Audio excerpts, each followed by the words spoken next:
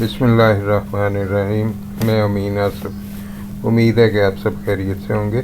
ये बजट 2025 और 26 में जो सबसे ज़्यादा और यही एक वो वाहिद चीज़ है, पूरे का पूरा बजट जो है वो अखबारों में भी आ जाता है, हर जगह उसका चर्चा होता है, लेकिन ये बजट का वाहिद पोर्शन है जिसको हमेशा सीक्रेट रखा जाता है लास्ट टाइम तक। अब इसमें क्या हिकमत अमली है, क्यों ऐसा करते हैं, ताकि मुलाजमीन जो हैं वो कोई शोर शराबा ना करें और वो असम्बली में एक हल्की फुल्की बहस होती है और उसके बाद एज इट इज़ उसको अडॉप्ट कर लिया और मंजूर हो गया बजट। यही कुछ होता है।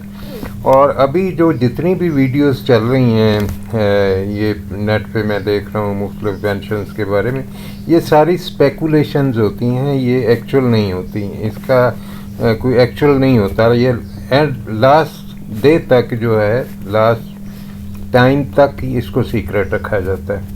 सो अब इसमें जो डिमांड है, सबसे पहले जो बाजवा साहब ने डिमांड की थी वो तो 75% थी जो मुलाजमीन की डिमांड है। उसके अलावा उसमें हाउस रेंट है, उसको सैलरी में शामिल करने का कहा था। उसके अलावा और बहुत सारे जो उनकी डिमांड थी, मेडिकल जो है उसको डबल किया जाए, और ये डिमांड्स थी जो सरकारी मुलाजिम की तरफ से थी। अब उसके बाद ये आजकल चूँकि हमारा बजट बदकिस्मती से इसकी अप्रूवल जो है वो IMF से होती है। सो IMF के साथ गवर्नमेंट की डिस्कशन जारी है, और IMF ने जो मंजूरी दी है वो उन्होंने 8 से 10% तनख्वाह में इजाफे का सिग्नल दिया है।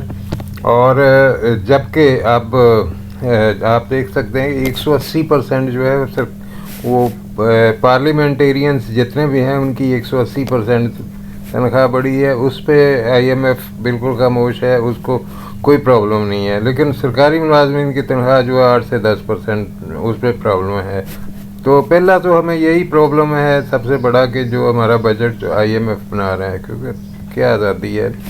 सो दूसरा मसला ये है कि अब उसमें अच्छा, अब आप देखें कि इसमें ख़वातीन जो हैं 180 हैं जो नामज़द हैं मुख्तलिफ पार्टियों की तरफ से। ये अपने मुशर्रफ साहब ने भी एक काम किया था।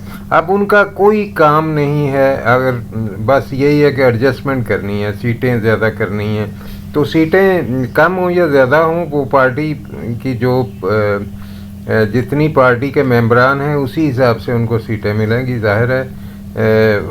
तो वो तादाद में उसमें कोई फ़र्क नहीं पड़ता, उनके जो वोटिंग है या उसमें कोई बाकी किसी चीज़ में कोई फ़र्क नहीं पड़ता। लिहाजा ये जो जितनी भी ये स्टोरी है, और उनकी जो बरात हैं वो ज़ाहिर है उनमें भी 180% इजाफा किया गया है। तो उस पर किसी को ऑब्जेक्शन नहीं है, और ना IMF को कभी ऑब्जेक्शन हुआ है। तो उसको अगर ऑब्जेक्शन होता है तो वही सरकारी मुलाजमीन जो बेचारे की रेट 1 से लेके 22 तक होते हैं। तो अब इसमें पेंशन के लिए जो इजाफा उन्होंने तजवीज़ किया है वो 7% किया जी। और अब गवर्नमेंट का जो सिग्नल है वो 10 का है तकरीबन, और जो सैलरी है वो 10 से 15% के राउंड अबाउट ही होगी, इससे ज़्यादा नहीं होगी। इसी तरह मुख्तलिफ जो मदों में डिस्पैरिटी अलाउंस है वो इसका चांस बन रहा है, स्केल रिवाइज का चांस बन रहा है। तो ये दो चीज़ें जो हैं ये थोड़ा इसके बारे में मालूम हुआ है, कोई इतलात मिली हैं कि ये दो चीज़ें होंगी, ये जो एक अच्छी खबर है। लेकिन पेंशनर्स के लिए पिछले साल 30% बढ़ाई है, लेकिन पेंशन आपने 15% बढ़ाई है, 25 से 30% बढ़ाई थी तनख्वाह। और इस साल भी अगर आप 10 से 15 बढ़ाते हैं और 7% या 8%, तो ये एक बड़ी ज़्यादती है कि। लेकिन अब ये कोई एक नया फार्मूला गवर्नमेंट ने शुरू कर दिया है कि ताकि इनको जो पेंशनर्स हैं इनको बिल्कुल ही मार दें। असल जो फार्मूला है जो गवर्नमेंट ने करना चाहिए वो ये है कि जिनकी तनख्वाह 1 लाख से ज़्यादा है, 2 लाख से ज़्यादा है, तो उनकी परसेंटेज में आप थोड़ा कम करें। लेकिन जिनकी तनख्वाह 20-25 हज़ार, 10 हज़ार, 30 हज़ार, 40 हज़ार है, तो उनको جو آپ سیلری اس میں زیادہ ریلیف دینا چاہیے، کیونکہ ان کی تو آلریڈی اتنی ہے، اور اس میں بھی اس کو بھی آپ 5% دیں گے یا 10% دیں گے، اور دوسرا جو جس کی 4 لاکھ سیلری ہے اس کو بھی آپ 10% دیں گے، تو یہ بڑا فرق پڑ جاتا ہے۔ اس کی 4,000 اگر ایک کی بڑھتی ہے تو دوسرے کی 40,000 بڑھتی ہے۔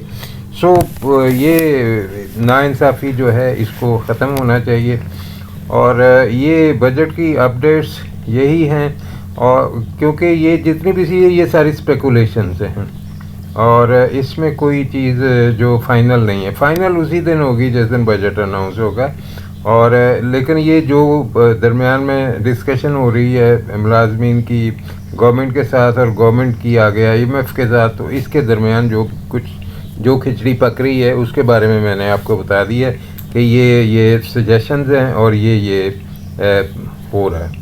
بہت شکریہ، اپنا بہت سارا خیال رکھیے گا، اللہ حافظ۔